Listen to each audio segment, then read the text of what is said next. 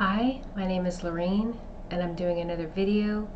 If you'll give me a second to clear, center, and balance my energy, we'll get started.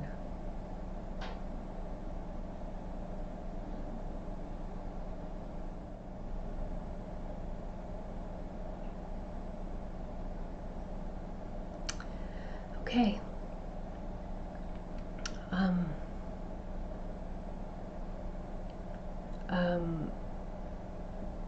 This is just a very intense week, and so a lot of heavy messages. I really did not think much was going to come in this week. Maybe I was given a break, but on the 16th, I had information come in. I'm not sure what day of the week that was. So over the last few days, so this is over the last few days from the 16th and prior to the 16th. I started having visions of Uluru, which is Ayers Rock in Australia. The four beings from the heart of Mother Earth and me were working with her fields.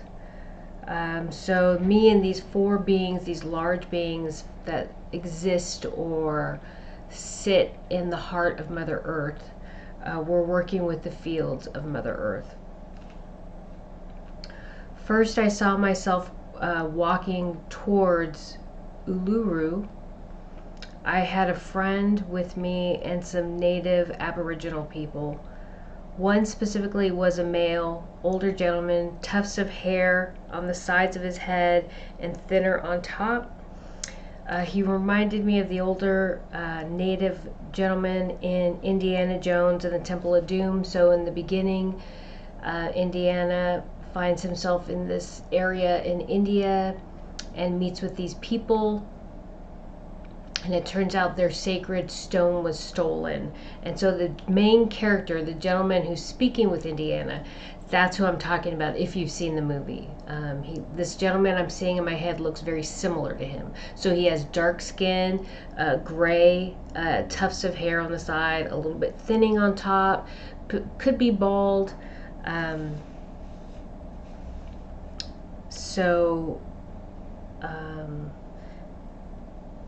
And so then I have a note, he is no longer in this place. So this man that I'm seeing who's meeting me at Uluru is no longer on this plane of existence. And the feeling is he is a elder of some Aboriginal people in Australia.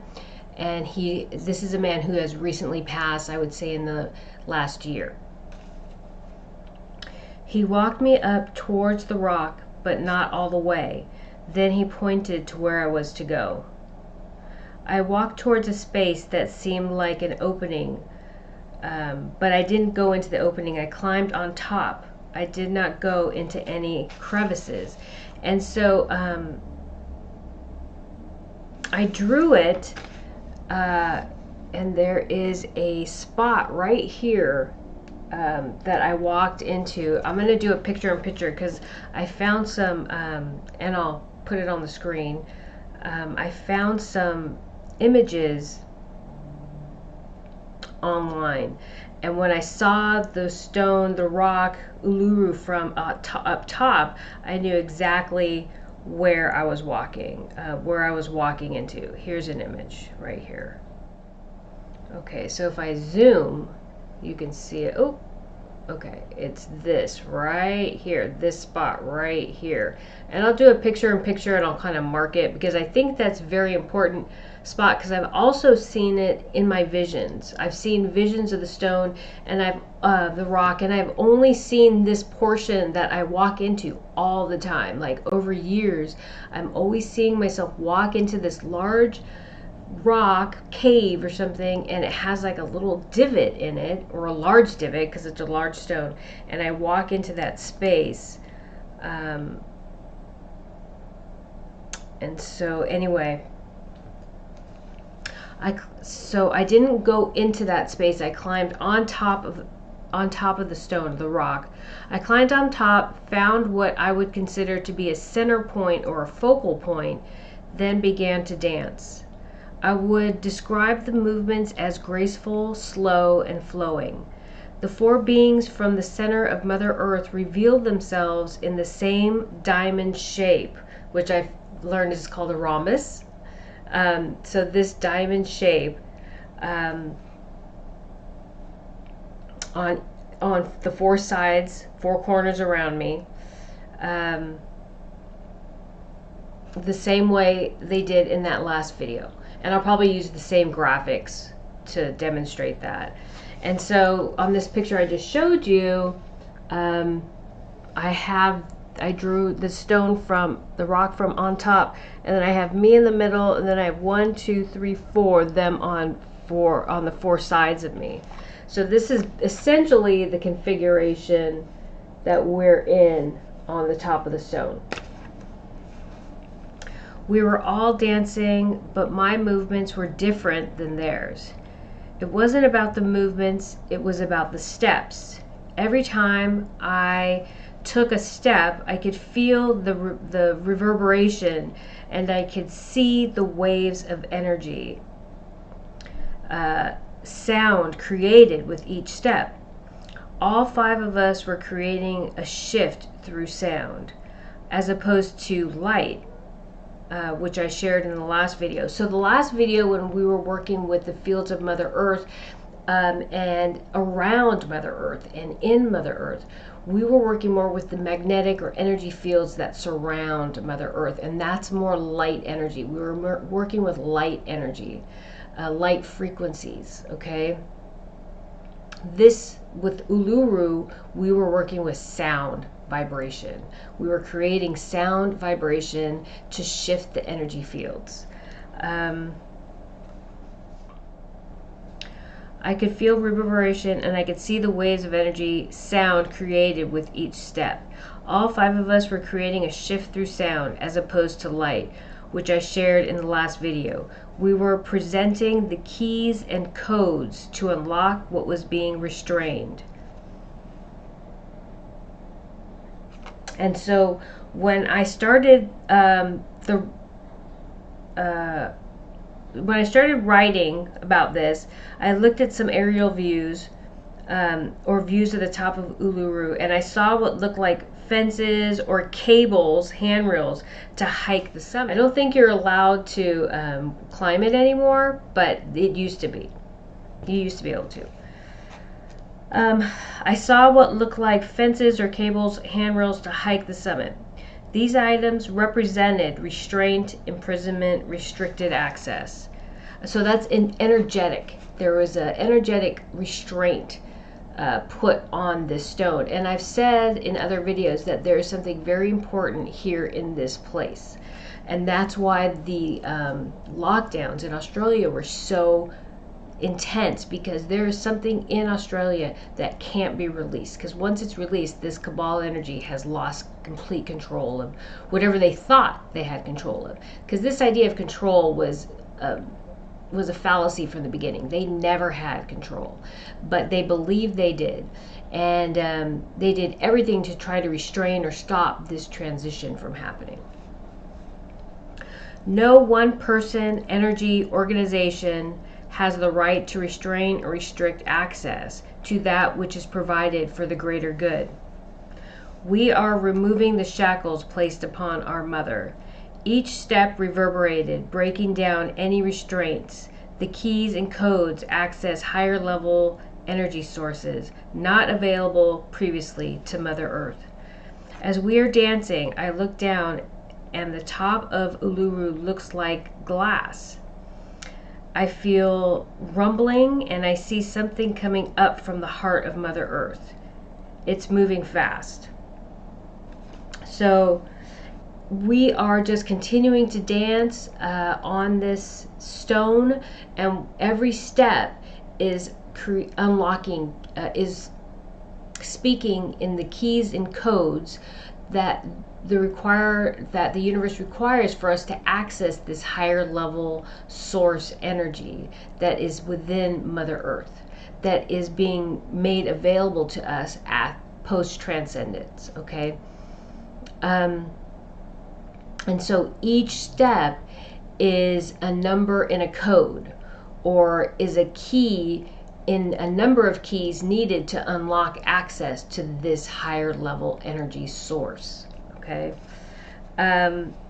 So, and I looked down and it looked like ice or glass, however you want to look at it, but I'm standing on the top of Uluru, and I looked down and I could see down into a vast crevice, not crevice, just a hole. It's very deep and black. It's a cavern, right? It's just black. And all of a sudden I feel the rumbling, and something, I can feel it. I can't see anything coming up, but I can feel with the movement and the rumbling that something's coming up from the heart of Mother Earth. As soon as it gets to the top, it hits its head on that glass ceiling.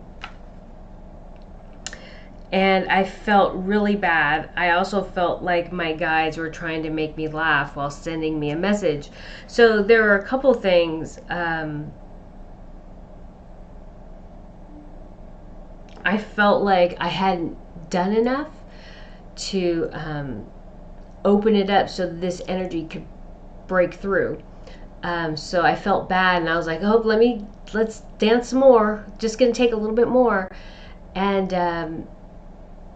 And then I also felt, because the way this thing looked when it hit the ceiling or hit the top, the glass, it just kind of smashed, almost like a cartoon. It wasn't a cartoon. It was a real life thing, but it just smashed its head almost like a cartoon, or like something you'd see in a Three Stooges episode. Just really funny. So I feel like sometimes the energy can be very intense and heavy, and they take these moments to kind of do something to make me laugh, to lighten up my energy field. So they were trying to send me a message, 2 messages I'll tell you in a minute. I knew there was a force of energy trying to maintain the block, so I created a vortex to release the energy while the 4 beings continued to dance. Moments later, okay, so when I saw that block, the energies, the 4 beings continued to dance, and I moved in such a way to create a vortex or a Fibonacci spiral that created a force that opened up that field, or opened up a field, which allowed this source energy to break through that glass ceiling and enter this plane of existence. So I created a vortex to release the energy while the 4 beings continued to dance. Moments later, a massive snake crashed through that glass ceiling like fireworks. It was massive and beautiful. It was free. That energy is now free, just like Mother Earth. So the 2 messages were, 1, the glass ceiling. There's just a little bit more to do. So that glass ceiling said to me, okay, it stopped the energy, but there's just a little bit more that I needed to do, which was creating that vortex, having those beings continue their dance, their steps, to continue presenting the codes and keys necessary to release that energy. And then 2, the old is coming back. The reader, the old is coming back.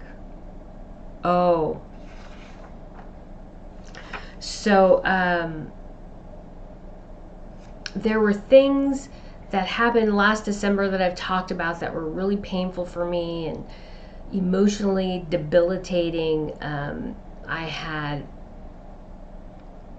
It was just overwhelming, like betrayals of trust. And I think I always say I lost like 5 pounds in 7 days, or 7 pounds in 5 days, because I couldn't eat. I was so upset about what happened. I just didn't feel like it was possible. I didn't think people could behave in such a way and with such arrogance and ego. And so, but yet it did. And so all the issues I had in December 2021 are coming back this year, this December 2022. But it's a bit different. So I had plans that I had created in December to transition, and these betrayals prevented that from happening. But here we are again, and we're addressing the same issues. My son's having some issues, my daughter's having some issues, I'm having some issues, and I feel a little bit stuck energetically, even though the messages come in very clear. I do know there's a transition for me happening, but I feel like it's not being allowed to happen. And I feel like there's restraints, just like Uluru, there's restraints on Uluru, there's restraints on Mother Earth. I feel restraints on me to keep me in this place, because as long as I'm not moving to where I'm meant to be, I can't continue on my path and purpose. But I do feel like it's for a reason. So it's not time yet. And I know what that is. I know why it's not happening yet. I know why it didn't happen last year. I know why it's not happening right now. And so I see the path. I see when it's going to happen. I don't know how it's going to happen, but it's coming.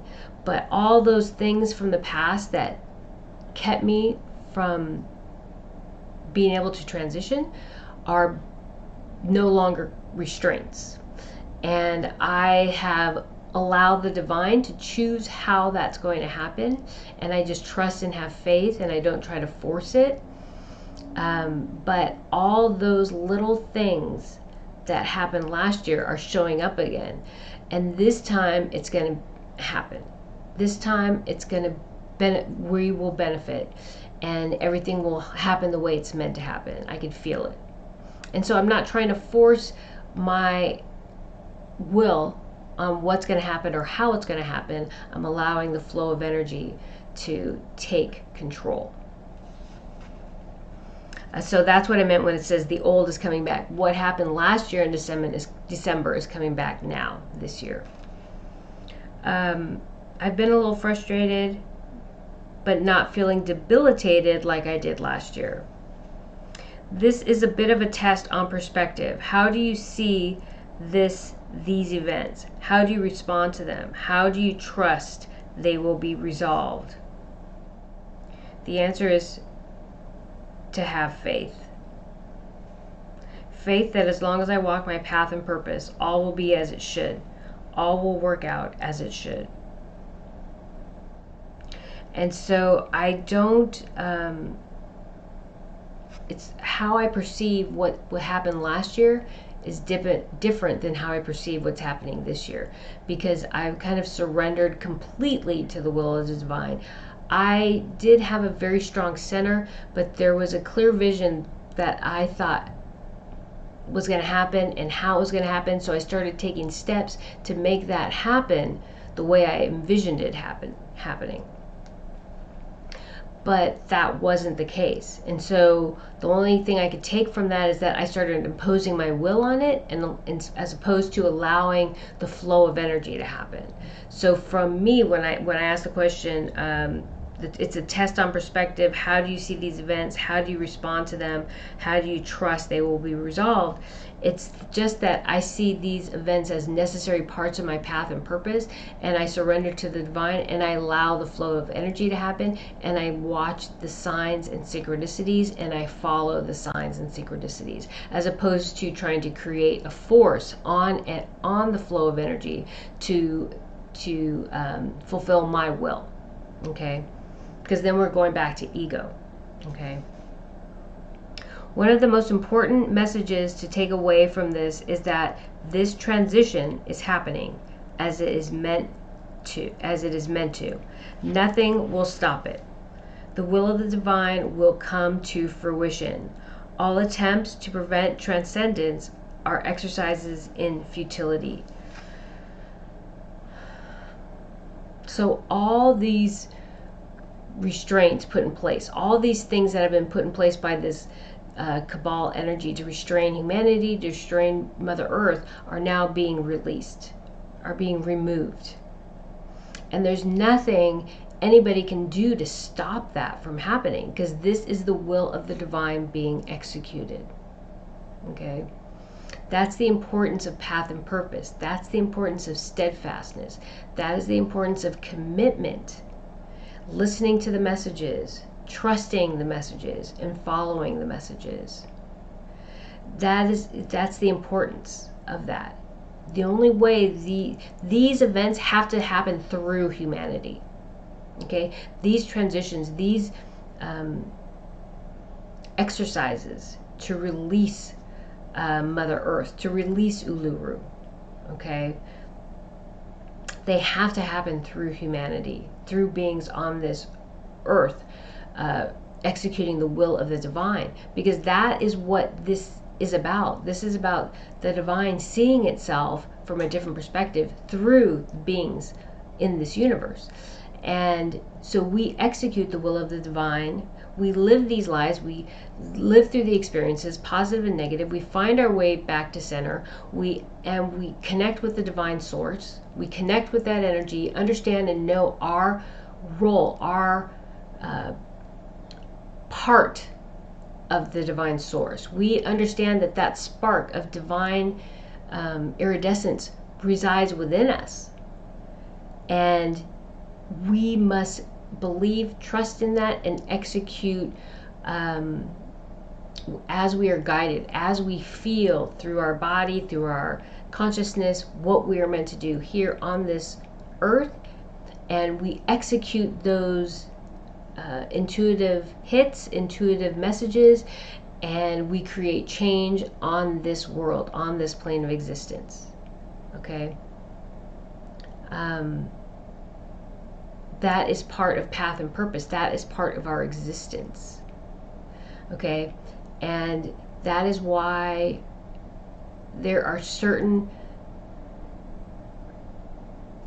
things put in place on this world to make sure that the will of the divine is executed. There are certain people, certain energies placed on this world that are here to make sure that the will of the divine is executed.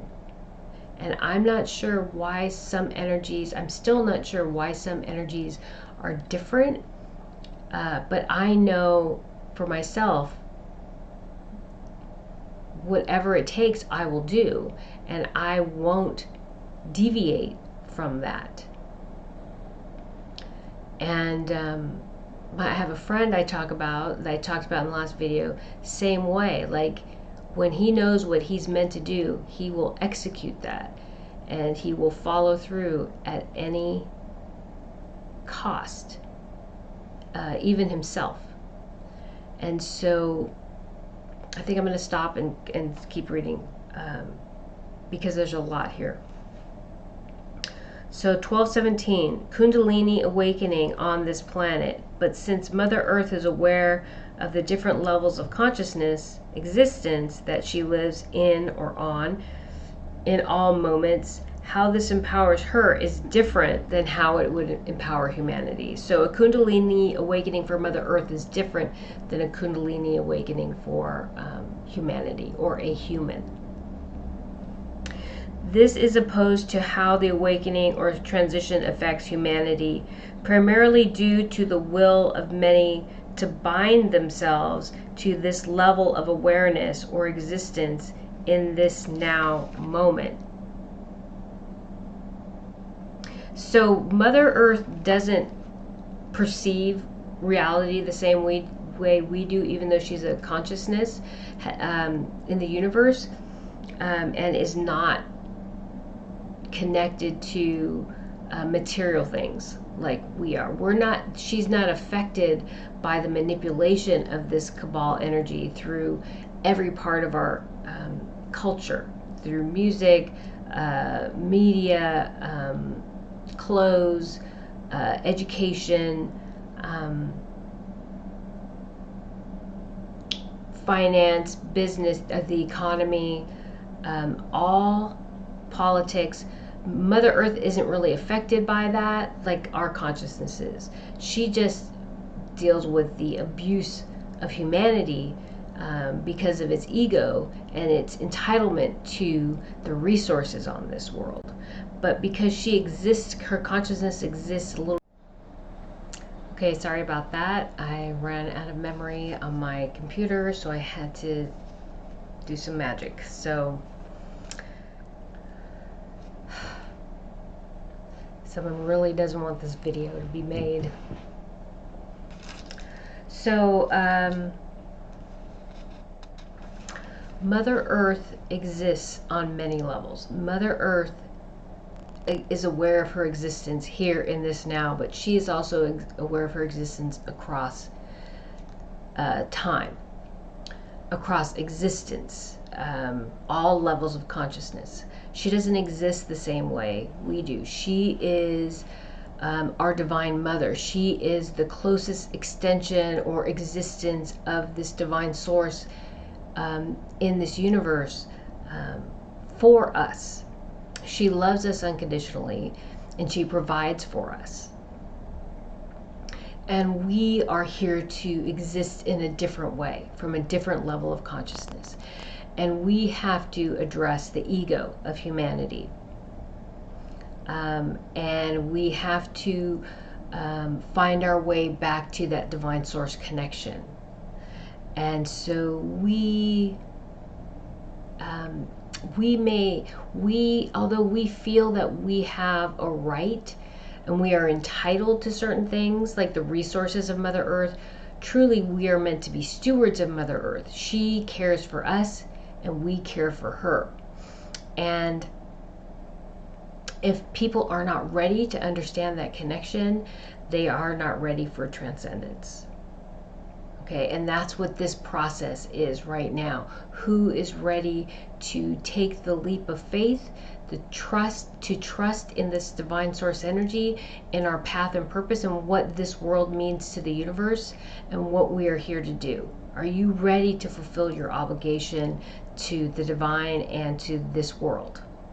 Okay, and you have chosen, and you have decided, and you have made that clear through your words, actions, intentions. Okay? The Kundalini awakening of Mother Earth affects the universe as a whole. The release of the serpent from Uluru created a wave across the universe. This is because this now moment is a milestone in the transition of divinity during this iteration of herself. This now moment is an indication or a message to any energy not moving with the flow of the divine light energy, clarifying the concept of consequence. So any energy not moving with the flow of divine light energy, this experience that we're going through right now is going to clarify the concept of consequence from this world, from this perspective. Because as humans carry the depth and breadth of emotion, how this world transcends and how divine law is executed is going to be different than any being in the universe has ever experienced before. This world embodies the depth and breadth of emotion, and therefore the depth and breadth of love. When we exist from a place where we maintain clear, centered, and balanced energy, we are then provided the privilege to wield divine love. Divine love loves unconditionally. It gives you what you need, not necessarily what you want. And so the examples that came to mind is drugs and material plane objects. So people want drugs, so they get drugs and they take drugs, but they don't need drugs. Okay, but people believe they need them. That's why we have addiction, right? Same thing with material plane items like cars, houses, money, investment accounts, investment portfolios, anything, social status, anything that validates the self, the ego, gives status and the feeling that people need that status to exist or to be respected or honored in any way, or they need that car or that house on that hill to be respected and honored in any way, that goes to ego. Okay, those are things that we may want because this society values that and rewards that, but they aren't things that we need.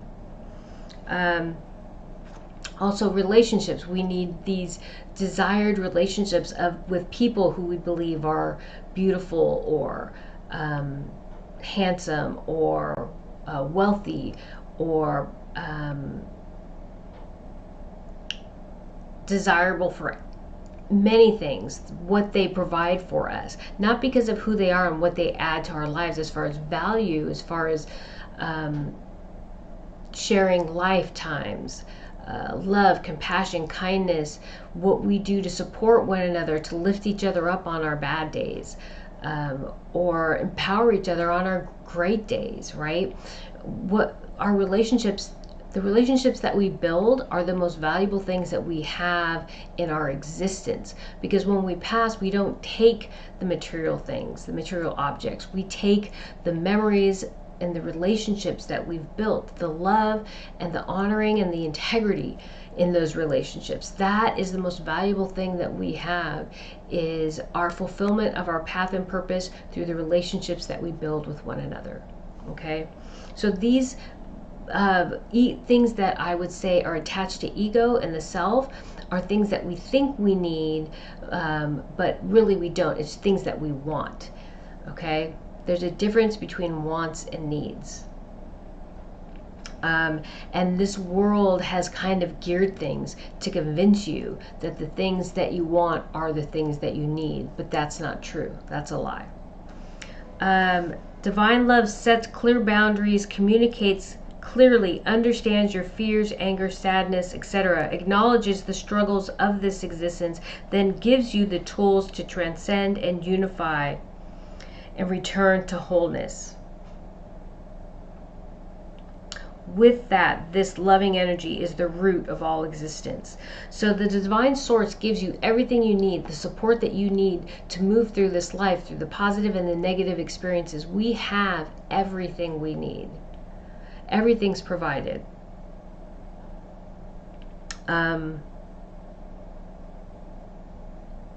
But this world has taught us to use drugs, alcohol, sex, objects to divert us from addressing whatever it is that we're meant to address on this path and purpose. It feeds into our ego and this idea of what we want as fulfilling our needs. Okay, so what our obligation is to move back to center, find ourselves, find our connection with the divine, so we can reconnect with that part of ourselves that's telling us what we're here to do on this world. What is our path and purpose? And part of that is these experiences that we're having, positive and negative, and we must address these experiences, positive and negative. We must find perspective for those experiences, positive and negative, and then release the negativity that is we're holding on to, and that we're using drugs, alcohol, material objects to douse and numb us to the pain of our traumas in life. Okay? It is imperative, and it's necessary, and it is required for us to walk our path and purpose, navigate our traumas, navigate the positive and negative, find perspective, release it, and drive forward from the heart, from a clear, balanced, and centered place. Okay, that is part of our obligation on this world. We are a part of this energy and carrying it within us. We are a part of this energy and carry it within us, but we are not yet whole and do not rule this energy. Only when whole and unified are we fully empowered by divine source energy. We are entering days and times of the final days of divergence, and there are several events occurring. So there are several events occurring. One, the separation between those transcending and those transitioning to a new world in the 3D, a world that does not offer access to the depth and breadth of emotion. So some will be transcending on Earth, and others will transition to another world where they will maintain and stay at the 3D level, and they will not have access to the depth and breadth of emotions, because what has been proven is that they can't navigate that yet. So they'll take smaller steps forward on their path and purpose before they once again will have access to the depth and breadth of emotion.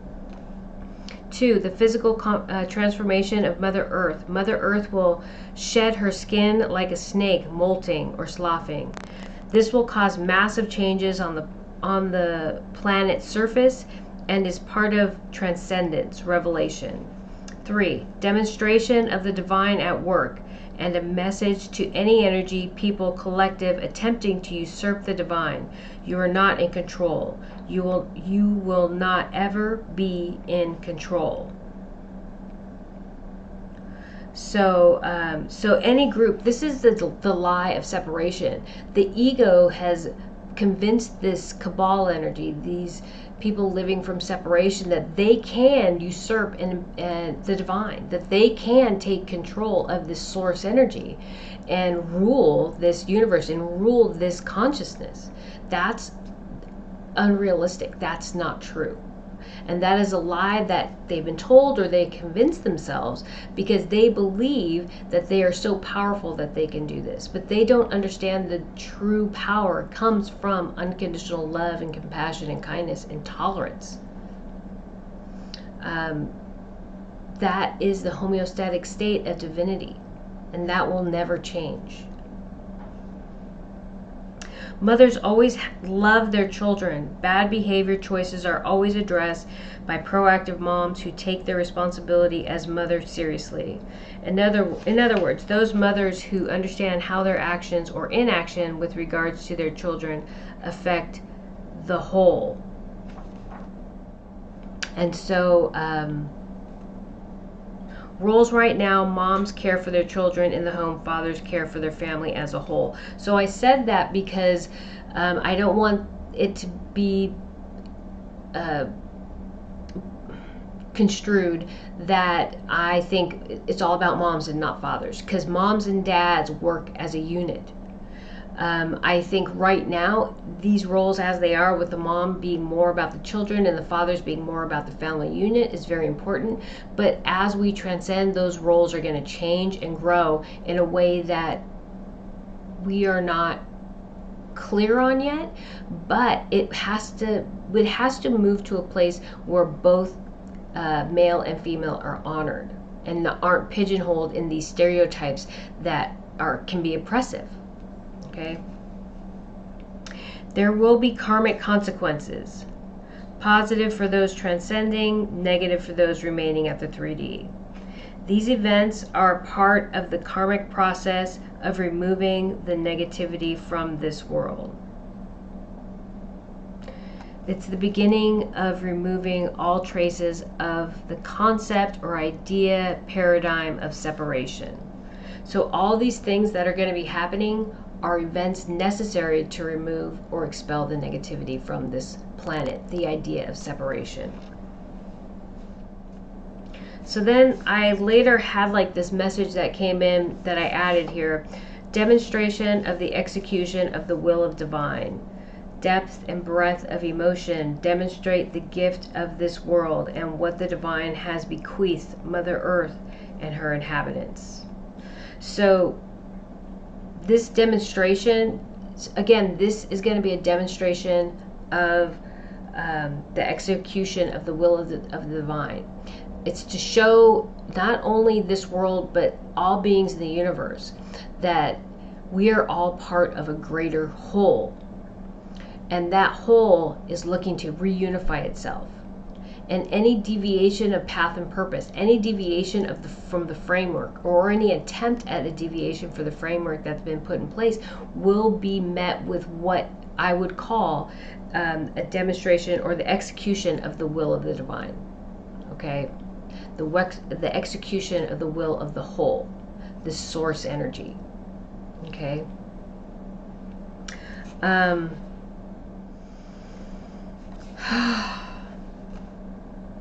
So I just want to read this part again because I think it's very important. Depth and breadth of emotion demonstrate the gift of this world and what the divine has bequeathed Mother Earth and her inhabitants. So, what is coming is what this divine source energy has bequeathed Mother Earth and her inhabitants, and it's going to be incredibly beautiful because this world is so challenging. And what we're going through and what we will be going through is going to be so challenging that there is going to be a great reward.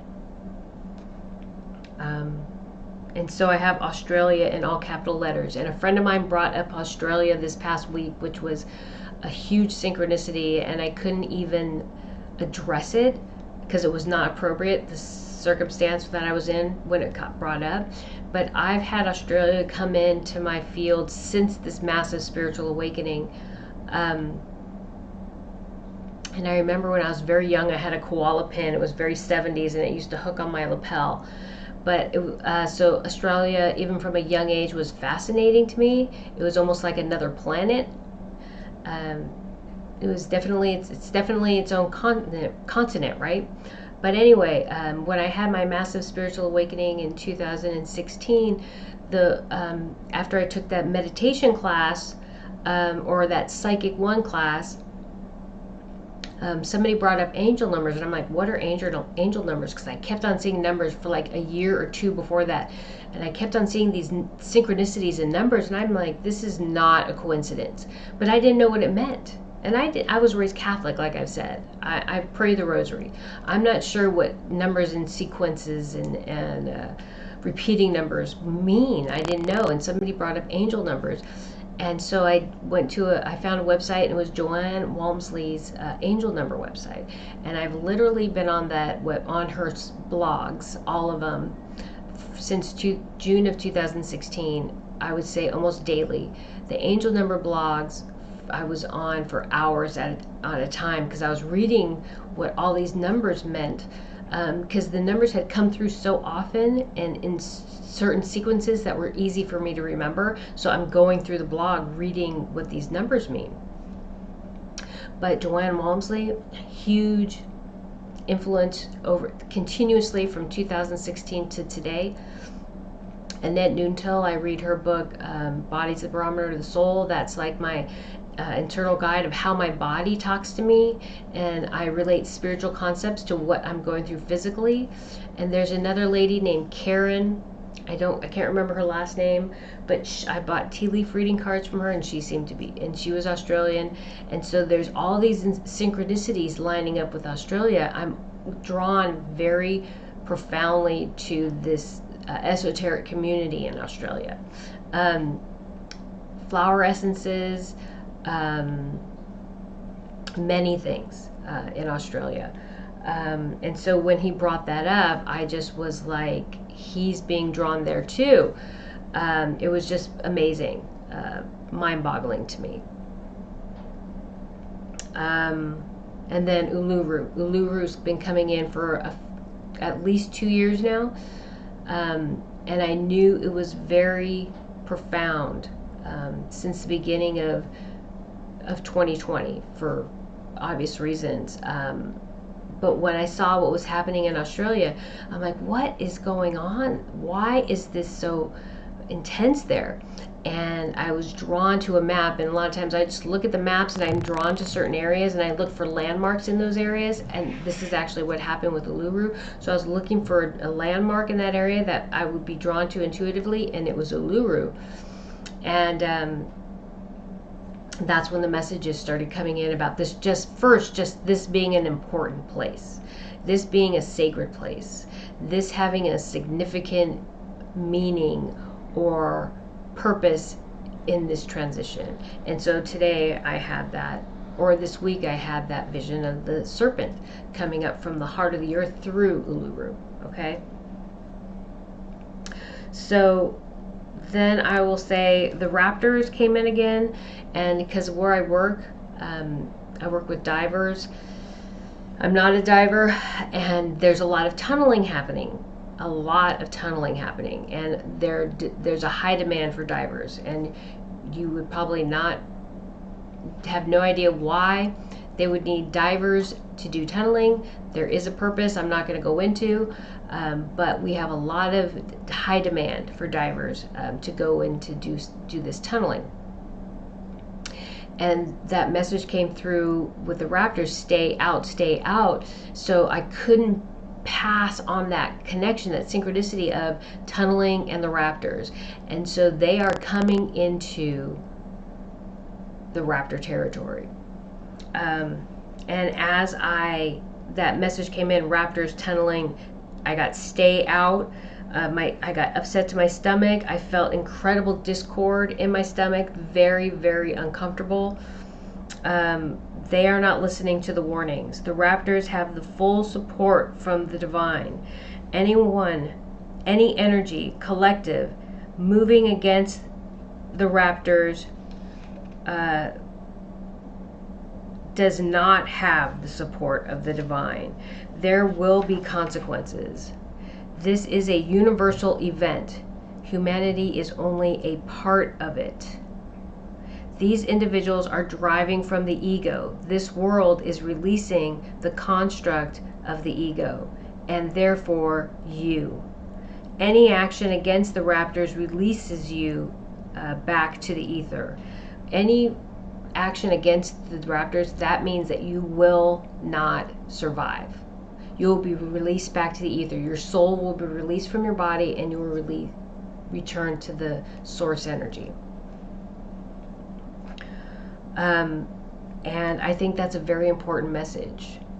There's so much ego. All I can feel is ego, ego, ego. This is mine. This is mine. I can feel it. People are just coveting. They want something, and they're going in to get it. They've had the warnings that say, no, do not go in to get it. Do not go there. That is not yours. You have no place there. It is not meant for you, yet they want to go in. They want to get that thing.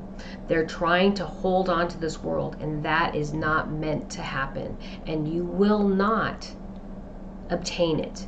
And you will sacrifice many people as a result of that. And you will deal with the karmic consequences.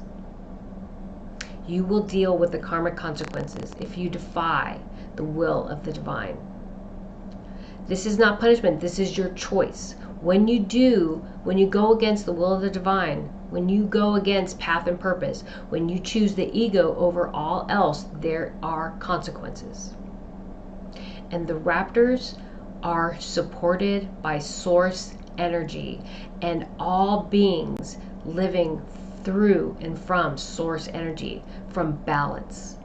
All beings. What that means is that there will be universal beings coming in this endeavor. Whatever the raptors want, they will get to support them.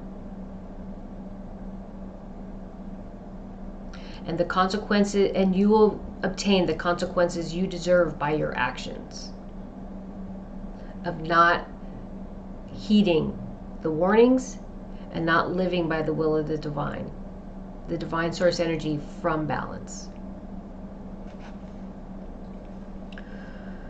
I started wondering about a world where plant life transcended to conscious awareness. And I was like, what would that be like? I can only imagine it would just be stunning and beautiful. And you have to remember there are carnivorous plants, right? There are carnivorous plants.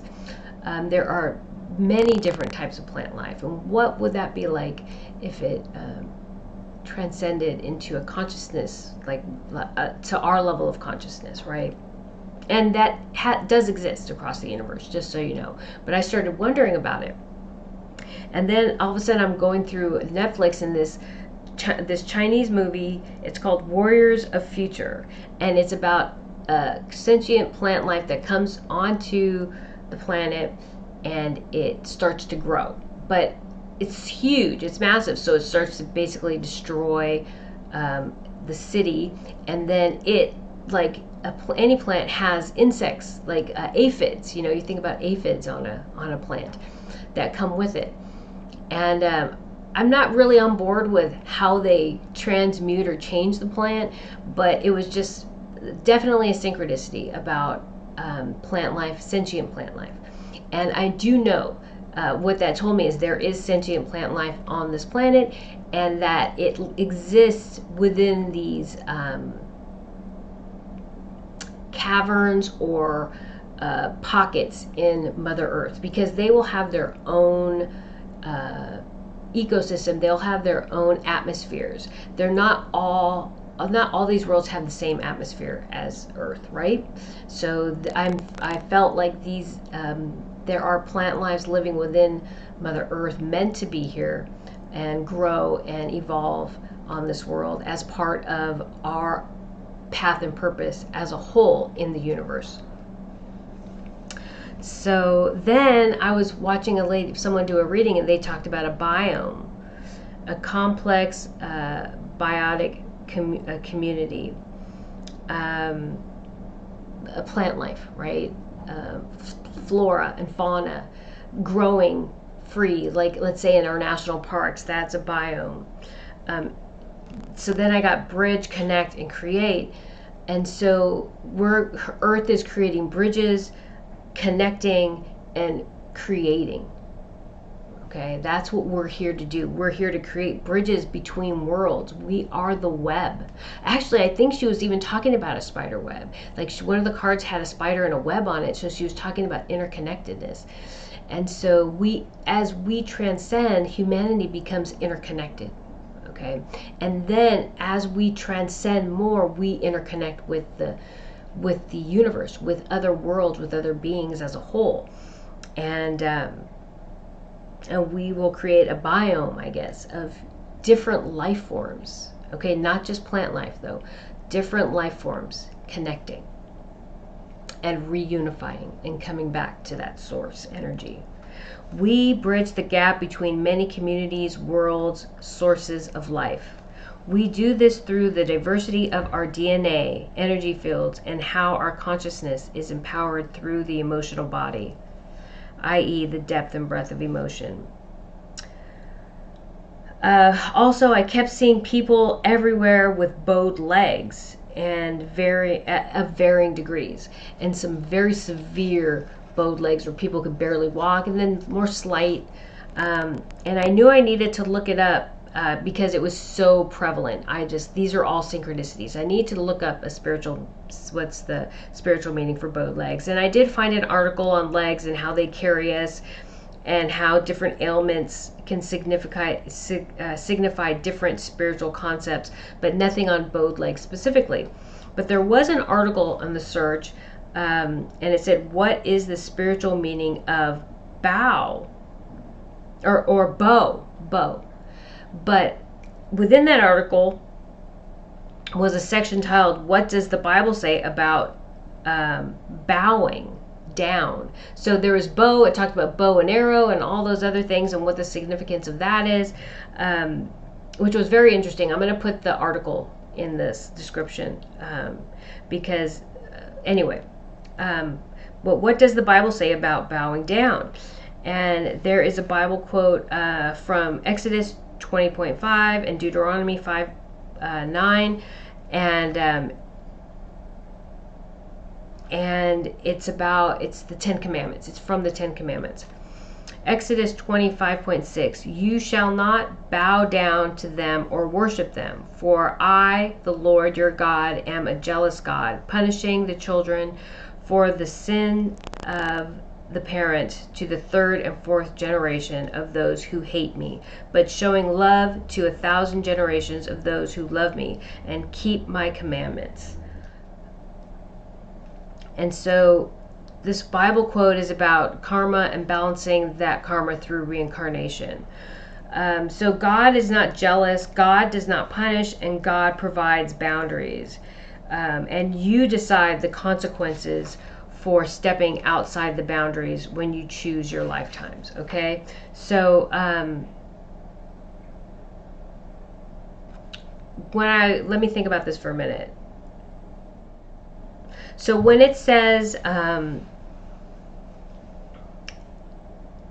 God is not jealous, first of all, let me repeat that. God is not jealous and God does not punish. It says punishing the children for the sin of the parents to the third and fourth generation. punishing. God doesn't punish, once again, but when it talks about third and fourth generation, it's talking about reincarnation.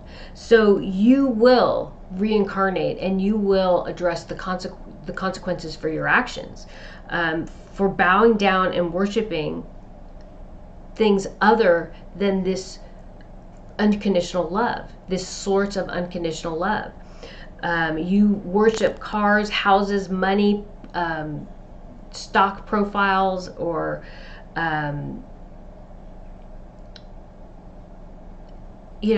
material plane objects, items. You worship beauty. You worship, generally speaking, I'm not talking about any one person, I'm talking a collective you. If you look out at the world, people are coveting and worshiping material plane objects. Okay, even when I used to go to church, I'd be like, we're not supposed to worship idols, but there's a crucifix right there, there's all these statues. Those are our idols. Those are false idols. Those are religious objects meant for people to go to worship. That is what this quote is saying. You shall not bow down to them or worship them. I am the Lord your God, who brought you out of Egypt and the land of slavery. You shall have no other gods before me. You shall not make yourself an image in the form of anything in heaven above, or on the earth beneath, or in the waters below. You shall not bow down to them or worship them, for I am the Lord your God, am a jealous God. For I, the Lord your God, am a jealous God, punishing the children for the sin of the parents to the third and fourth generation of those who hate me, but showing love to 1,000 generations of those who love me and keep my commandments. God knows that you don't hate him also. Him or her, it. Another thing I'll say about this is you can see the manipulation in the text of the Bible through almost 500 translations.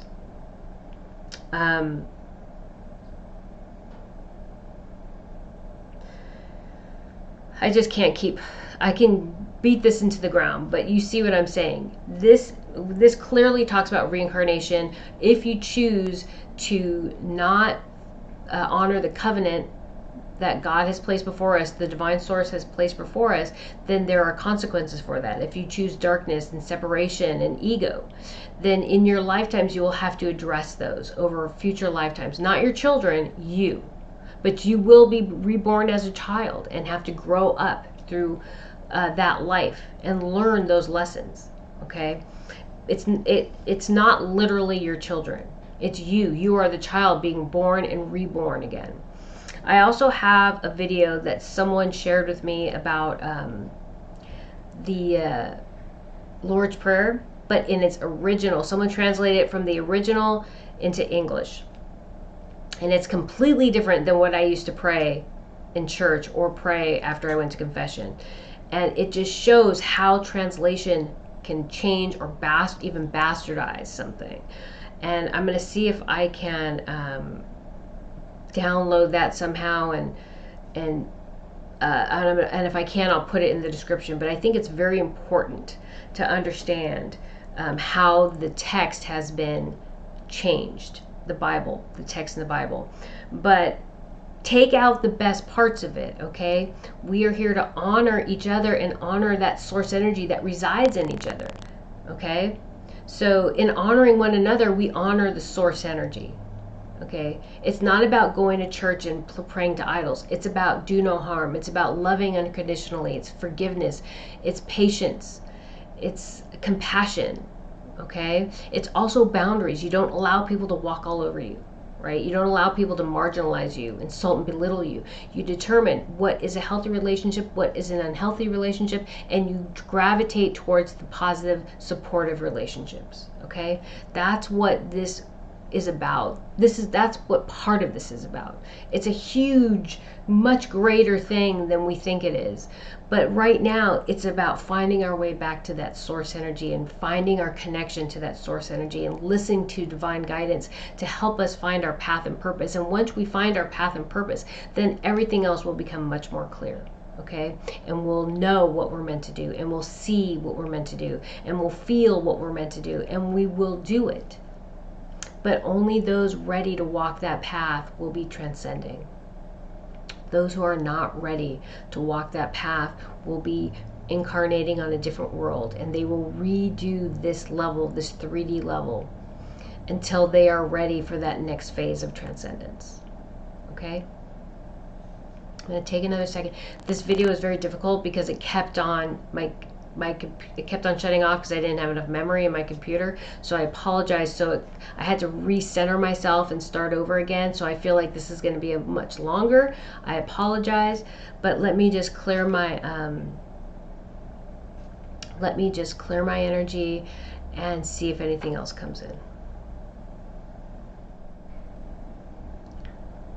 Okay. When I previously said that the raptors have the support of all the divine source, and that whatever energy they call in to support will be there for them. The important thing that I need to make is that these beings, the raptors, do not want to call in. They don't want any kind of a bloodbath. They don't want to have to fight this fight.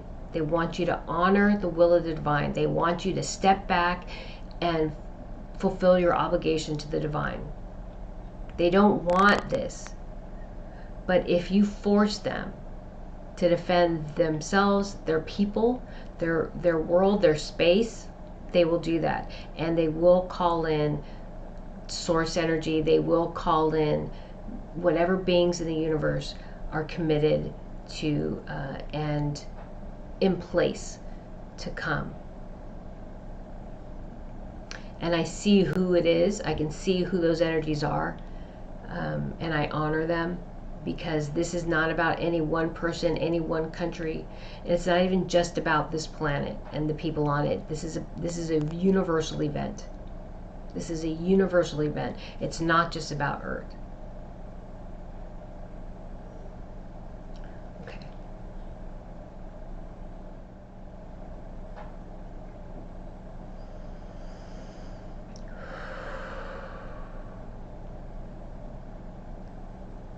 Okay, that's it.